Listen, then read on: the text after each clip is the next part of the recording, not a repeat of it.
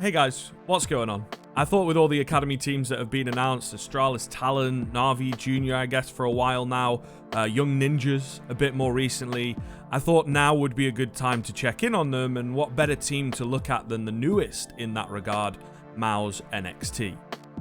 Interestingly enough, this seems to be a team in and of itself, an entity of its own, with some well-known names, rather than the conventional academy system that those aforementioned teams go with. With a few hot prospects and a big organisational backing, I genuinely feel that this team has got good potential. Without further ado, let's get into it. First up is Torzsi. He's 19 years of age, he'll be the team's AWPer, and he's previously played for Budapest 5, Salamander, and Gamerzone. Two of the teams worth noting out of that list would be Gamerzone and Budapest 5.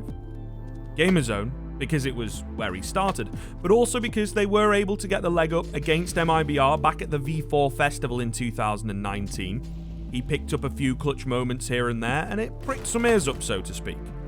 Budapest 5, because they absolutely needed him. If Torzsi didn't show up, they would very rarely find success. As a solid CT-sided AWPer, he was incredibly versatile, able to work alone, and take them out of some difficult situations. I absolutely believe that he will be the star of this team. The big question, however, is whether he will get the support that he needs, and maybe a few names to join him towards the top end of the leaderboard.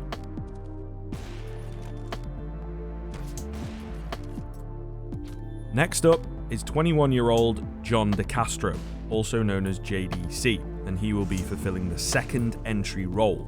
In the past, he has played for many German teams, including Unicorns of Love, Expert, and Panthers. Most notable there is definitely Unicorns of Love, a team within which JDC played seasons 33 and 34 of the SEA Premier. However, they were always battling for their spot, and outside of the German scene, they didn't really achieve anything worth significant attention. On top of that, JDC has not played a HLTV official game since leaving the UOL roster in December 2020. To back him up though, he was always towards the top end of the scoreboard, and he does seem to be a personality that can bring a lot to the team. The big question surrounding JDC is whether or not he can get the server rust shaken off quickly. Third on the docket is Kamil Siuhy. He's 18 years old. He will play the role of leader, and the only team listed on HLTV is Isaaco Boars. He's not the only player in NXT from that roster. However, it was not necessarily a team that found massive success even within the Polish scene. They were a very young side, and what they lacked in experience, they certainly had in hunger. When he's on it, he can have a good fragging performance, and that is something that in-game leaders are needing more and more in today's game. If he can keep his head together when he's not having the best individual performance, then I have high hopes for this young IGL.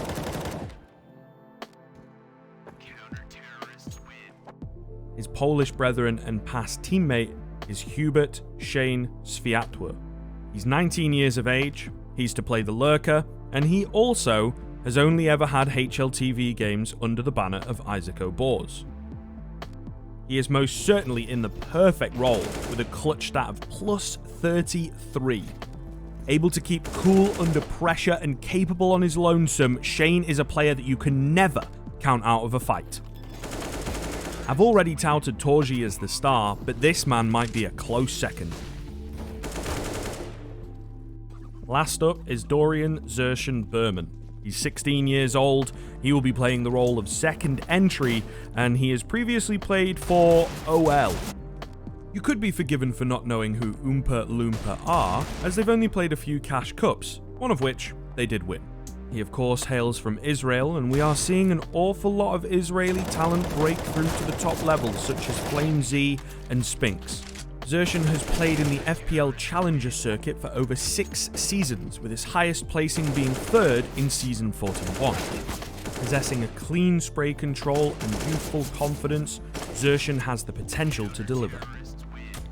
So, A well-rounded roster with heaps of potential. They have plenty of experience to go around, and they need little to no training for the level that they're going to be playing at. There's still a few question marks around this roster though, of course. Will they be able to match up to the other academy teams? Is there an academy league that's going to be happening where all these teams can play off against each other? Is it going to be another Young Ninjas case where it's just a farm for the main Mousesports team? And if so, can they find replacements for the players that they lose and keep performing to the same level? At the moment, Young Ninjas, not so much. So there are a lot of questions at the moment with all these academy teams coming in. It really is interesting, and I, for one, am excited to see where they go. And indeed, if there is going to be somewhere that, you know, we can just zone in on the academy teams, it'll be difficult to pull off, of course, what with the open circuit that CS is used to, but you never know. It is certainly an idea. Either way, folks, thank you very much for watching. I hope you did enjoy. This is my first foray into a video like this, and I vastly underestimated the amount of time that it would take to edit. I'm kind of at my wit's end, so it feels good to be doing the outro. Nonetheless, if you didn't enjoy, leave some feedback, leave a comment. Absolutely want that. A like and a sub also would be very, very nice. If this goes down well, I might make some more videos on the academy teams out there. I do have some other ideas, and now that I've finally gotten my nose to the grindstone, I think I'm going to start and get those out. But either way, thank you very much for watching, and I'll catch you in the next one.